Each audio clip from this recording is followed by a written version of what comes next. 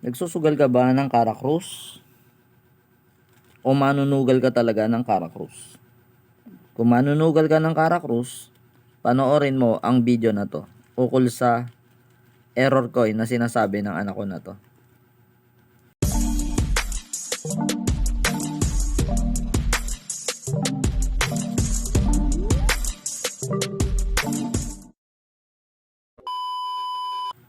Hindi ka ba nagtataka kung bakit may nagpapakara ng 7 hanggang 9 na beses?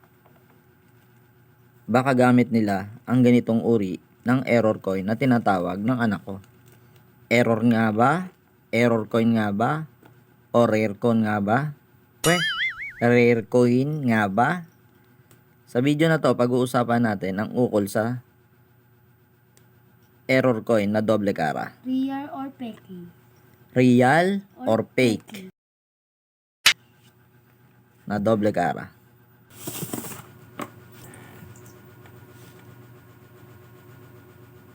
Sa mga oras na to, ay ibablog natin kung paano mag-Karakrus. Pero may kukunin tayo isang pesa na binigay sa akin ng anak ko. At ayon sa kanya, asa na ba yun? Ayan. Ito. Tingnan mo nga anak kung nakikita. Binigay sa akin ni Nigel. Nung minsan umuwi ako, yan, kasama ng mga koleksyon ko. Kombarski. Nakikita po ba? Yan. Naka-zoom po pa. Yan. So, ito na nga. Yan po. Binigay sa akin ng anak ko. So, ito yung binigay sa akin ng anak ko. At ngayon, magkakarakrus tayo. Binigay po sa akin ng kaibigan ko yun eh. Binigay sa'yo. So, Opo, ito, ni magkakarakrus Christian. tayo. Ano yun? Kara, di ba? Mm-mm. Kita naman, kara, di ba? Grabe, no? Kara kagad. May karang isa. May kara na namang isa.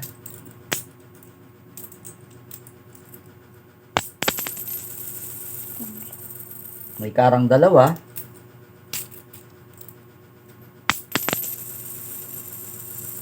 At kumara na naman lahat. Grabe, no? Alam nyo po, ang isa dito ay, ayan, nakikita po ba na? Yan. Ang isa po dito ay, sabi niya ay error coin, doble cara. At natuwa naman ako nung malaman kong, wow, doble cara, error coin. Pero, dahil nangungoleksyon nga ako ng coins, pero sinaliksik ko. Kaya aalamin natin ngayon kung legit na error coin. Yan. 2012 tapos 2011. Pero nung inanalyze ko to, dapat kung error coin talaga to, dapat parehas 2011 o kaya parehas 2012. Di po ba? Kaya nung tinignan ko yung gilid, saan ba ang gilid? Kung mapapansin nyo po, ayan, may hati sa gitna. Ayan, inilawan. May hati siya sa gitna. Sa makatuwid, hindi siya legit na error coin. Ganito mo po. Sige nga. Busog mo dito mo pa kami mga. Yan. Sa makatuwid, hindi po siya legit na error coin. Dahil may hati sa gitna. At pag-uusapan natin ngayon, itong tinatawag na error coin nga na sinasabi ni Nigel. Ayan. So, sa makatuwid, kahit na 1 taon, 10 taon tayo na magpapakara nito o kaya magpapakrus, hindi talaga kukrus dahil doble cara. Alam nyo po ba na, ayan, kamay ni Nigel. Alam nyo po ba na yung doble cara na to ay nakuha nila kasi nung may patay dito sa harap namin. At nung gabi nga na yon, merong nagpakara dito ng hanggang 9 na kara. At lahat ay luhaan. matapos magpakara ng siyam. At yan nga siguro, nung matapos ang Karakrus, naiwan nila. Kaya ibig sabihin, kung sabihin natin naglalaro kayo ng Karakrus, magduda na ho kayo kung nakakapagpakara ng 3 na kaagad. Kung maaari lang po, wag nyo nang ituloy kaagad ang pagtaya o kaya tumaya pa ng tumaya dahil hindi ko ay talaga mananalo sa doble kara na to. At tinanong ko na rin kay Pax na nagpapataya ng STL sa bayan kung paano ginagawa ito. Ito daw po ay magdamag na kinikis-kis hanggang sa halos umaga na. Tas kinukuha yung pantay ng tawag ito, ibaksak mo nga anak. Asa na yung isa? Ay, asa na? Pa-obserbahan natin naman tong hindi doble kara. Parehas po yung tunog, ano? Pagsabayin natin po ba? Sabay natin. Parehas ang tunog. At yung kapal, tingnan nga natin kung parehas ng kapal. Parehas nga sila ng kapal. Hindi po ba manipis siya ng konti? Hindi, ibig sabihin, parehas sila ng kapal no? Manipis siya dahil nakakikis-kis. Pero yung kapal niya, parehas, Ayan, parehas ng kapal, Yun yung sinasabi ko, yung kapal parehas. Kaya pala yung tunog niya, parehas na parehas.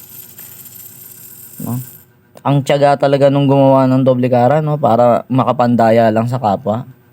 Kaya sa mga nagsusugal dyan o tumataya ng Karakrus, mag-ingat po kayo sa makakalaban nyo na may dalang doble kara o kaya grupo ng mga doble kara. Isa sa paraan kung paano nila ipinapasok ang doble kara ay dito. Napag-aaralan nila kung paano maitago dito daw yan. Dito sa pagitan na ito. Yung mga sanay na talaga. Grabe, Ganun yung mga diskarte. At yung iba naman, isinasabay ito sa pagtatabla, yung pagsahod. Ops, tabla muna. Tapos may magpapalit na ng doble kara para maipasok yung ganito. Pato kung tawagin. Pato? Pato. Yun, papato daw. O kaya, tabla muna. Ganyan. Para siyang pogs. Galing, Castex. At ang pinandidikit daw pala rito ay metal epoxy. Ang pagdikit daw ho pala ng ganito ay dito lang sa gitna. Hindi pwedeng lumagpas sa gawi rito. Yan. Kumbaga, hindi daw ho pwedeng lumagpas sa gawi rin dahil lalabas na nga rito yung epoxy. Galing, dito lang daw nilalagay yung pandikit na yan. Bawal talaga lumagpas doon. Galing nila. Minsan, minsan yung mga talino talaga nagagamit din minsan sa, sabihin natin, hindi magandang bagay. Para lang makapandaya ng kapwa. So, para hindi tayo madaya, huwag na tayo maglaro ng Karakrus. Lalo't maraming mga kasama. O yung tinatawag na nagbabangka. Delikado ho tayo doon, Ang galing, Kahit na anong gawin natin, talagang kara ng kara. Wala ng krus. Diba? Laging may kara. Kada hagis. Yun po ang magiging epekto niyan. Grabe, Kaya, yun lamang po, para sa, magbibigay lang talaga ako ng impormasyon para nga sa doble kara na sinasabi nga ng anak ko na error coin. Hindi mo pwede ring masabi mong rare coin kasi bihira lang naman talaga ang doble kara. Pero, napakatyaga talaga ng gumawa nito. Grabe, doon mo lang siya mahalatang doble kara ng pag tinitigan mo, may hati talaga sa gitna. Kaya nga nung tigtang ko to, anak, hindi to error coin. Isa tong doble kara na ginagamit ng mga mandaraya sa larangan ng sugal ng Karakrus. Tao ibon, wala talagang magiging ibon. Puro tao.